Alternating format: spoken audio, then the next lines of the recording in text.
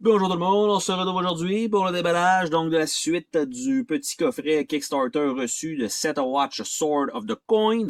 Ça venait avec une petite expansion Setawatch Outrider Expansion. Donc ça indique simplement que c'est compatible avec le set original et le Sword of the Coin. Et il y a quelques 34 créatures, 6 New Unhollow Illustrated, donc probablement des monstres, donc ça devrait être des grosses cartes, comme on a vu pour les ennemis. Donc je vais ouvrir ça avec vous aujourd'hui. Donc bien sûr, les petits paquets de cartes comme ça, c'est toujours fait pour être sûr de mettre un pli comme ça, comme je viens de faire. Donc ça comme ça.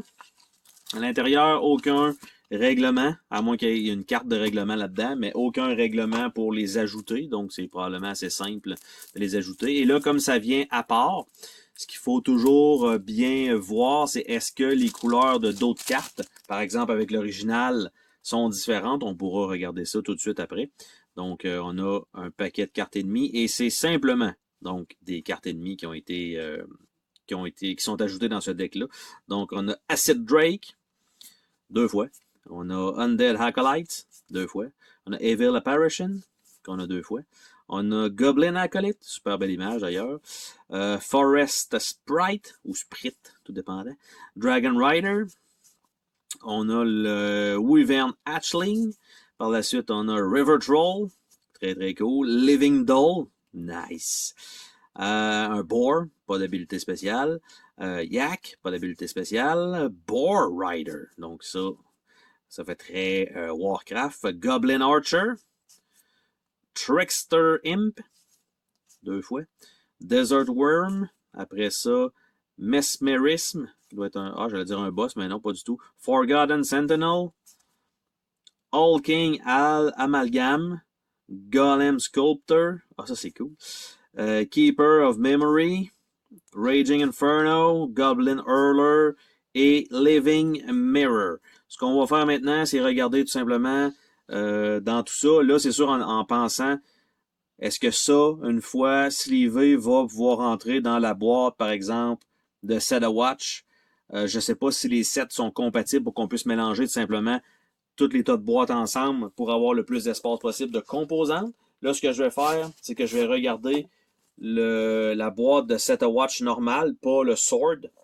Donc, et je l'avais en français, celui-là, un jeu de Todd Walsh. Et là, j'ai l'impression que j'ai une version, ben oui, j'avais une version anglaise. Eh ben, donc c'est sûr que de mélanger ça de mon côté.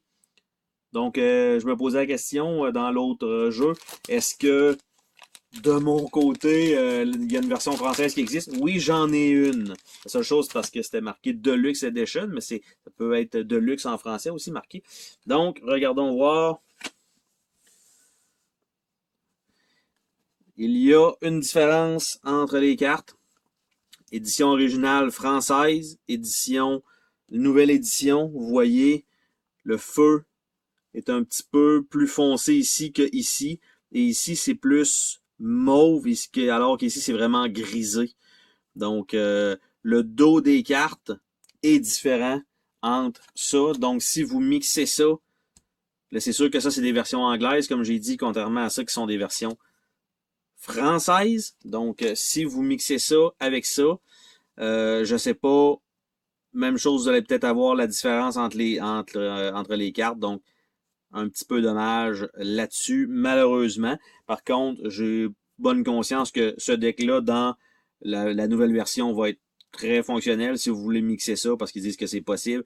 Il y a quand même une disparité entre les deux. Si vous mettez des sleeves opaques, c'est correct, mais si vous mettez des sleeves transparentes normales comme moi j'utilise, ben tout simplement, vous allez avoir une disparité quand vous allez les voir. Vous allez dire, OK, oui, ça, c'est le nouveau deck, puis ça, non. Donc, tout simplement, on le voit clairement, là, vous voyez la différence entre les deux feux.